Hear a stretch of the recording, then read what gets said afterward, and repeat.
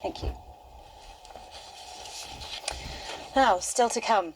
The rise in levels of serious violence, such as knife stabbings among young people, is a social emergency, so says a new report by a cross-party of MPs.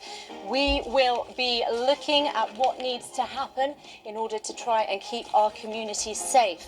And also unconscious bias. Apparently it can lead to racism, even if people do not consider themselves to be racist. Those are the claims of the Duke of Sussex. So, is he right?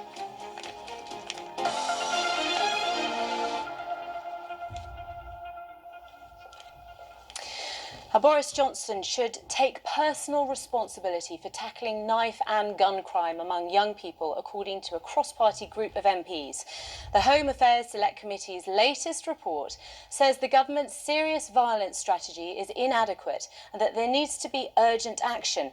The MPs are calling on the government to reverse cuts to youth services, increase police numbers and introduce a youth service guarantee to prevent young people getting involved in crime.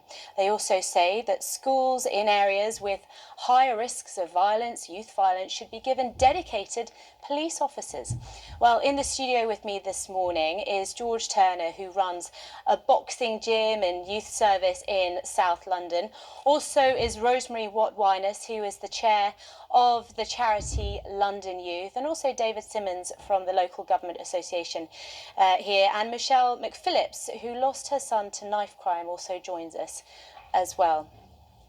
Michelle, if I can, I'd like to start with you. Talk to us about your son. My son, Jonathan James McPhillips, is a 28-year-old man,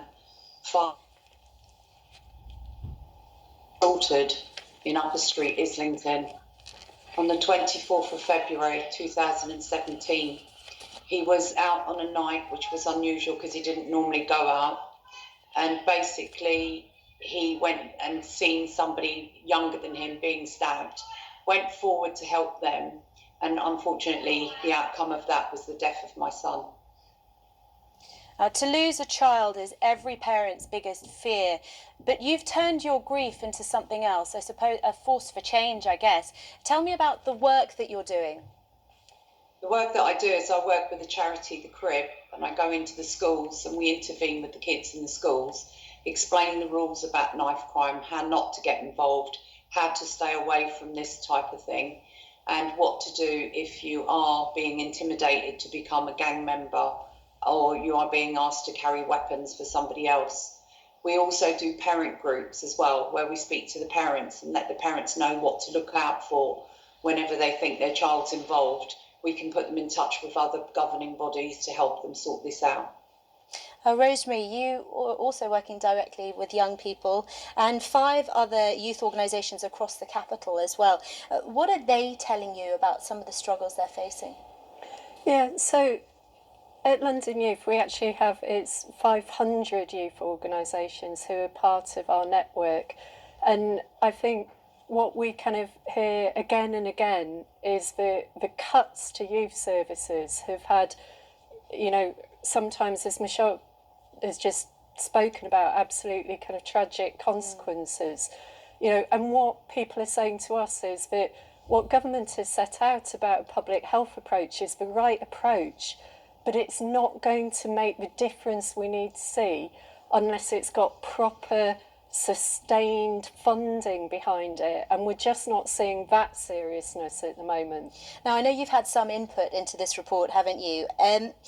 Part of the recommendations was this idea that MPs calling for now dedicated police for the most violent of schools. I mean, do you think that will help? Will that make things better or worse? I mean, what's your view?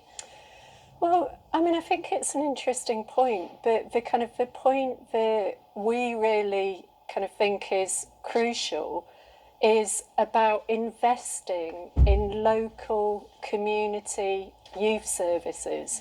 You know, it's the places outside school that feel safe to young people, where they choose to go, where they can interact with and build relationships with trusted adults, like we see at kind of George's gym. You know, it's those places in our communities we need to invest in. Now, George, let's bring you in. You have your own way of tackling violent crime, haven't you? You've built effectively a whole community, a family, I guess, in this boxing gym in Battersea. Just talk to us about who goes there and what you're able to do for them.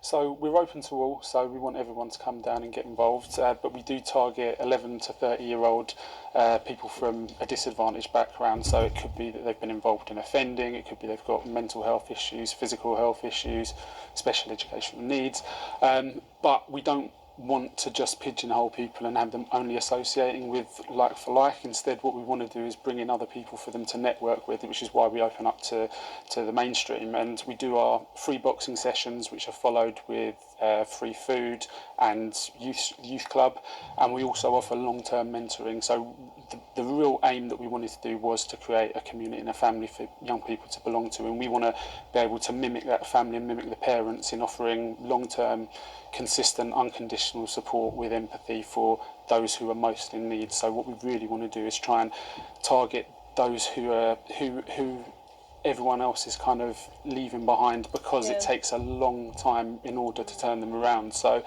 when you look at funding and when you look at results, people want to see results in 1 year, 2 years, 3 years. But actually, if you really want to work with those that are costing society the most and those that are involved in some of the more serious youth violence, you need to have a long-term plan for those people. Now, in some instances, some of the people going to a gym may have already gone down that road. They may have already been involved in violent crime. How do you turn their lives around? Because you've got experience of doing this. What works? Long-term support and unconditional support. Never having a policy of saying, right, this is not going to work for you, so we're going to exclude you, we're not going to allow you to access the service. Definitely having boundaries and consequences, and those consequences sometimes need to be punishable consequences, but it's never to exclude and it's never to push away. It's to show them that, to show these young people that we actually care, and to show them that there's opportunities and that there's real life opportunities that they can access, but that they need to put the work in for that in order for it to happen. David, let's talk about consequences. Funding cuts have consequences, don't they? They do. I'm hopeful that the Prime Minister, who, when he was Mayor of London, faced a similar upsurge in youth violence, will have some good ideas and the instinct to support the kind of work that we've just been hearing about. Because for councils, this is a hugely frustrating situation. We've had really good examples of just what you've heard about from George in many local communities across London and the rest of the country.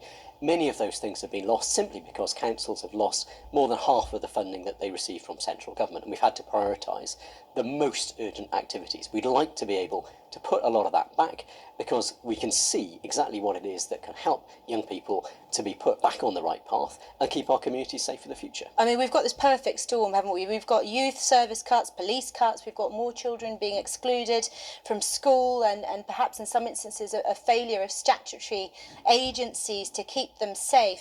I mean, let's be honest, David. How likely do you really think that the spending cuts that we've seen across the board are going to be reversed? Well, councils are the ones who can keep this show on the road. The concept of public health is based on what councils did in the Victorian period to tackle some of the diseases that were then a huge plague on our neighbourhoods. It's about identifying all the different factors that the police alone, that the NHS alone can't tackle, because councils have access to that information across the piece. Many of us are already investing in supporting groups like George's, providing youth centres and so on. But we are putting very great pressure on government. We've heard messages coming out that say there will be an increase in spending on some of these priority areas. And what we're making the case is 20,000 extra police is a big step in the right direction, but we need to make sure that that is in parallel with investment in the kind of youth services that will make the difference in the way that councils have a proven track record of doing. Now, George, you're a practical man. Do you think that any of the stuff in this report is achievable? I think it is achievable if people actually believe in it, and if people understand and recognise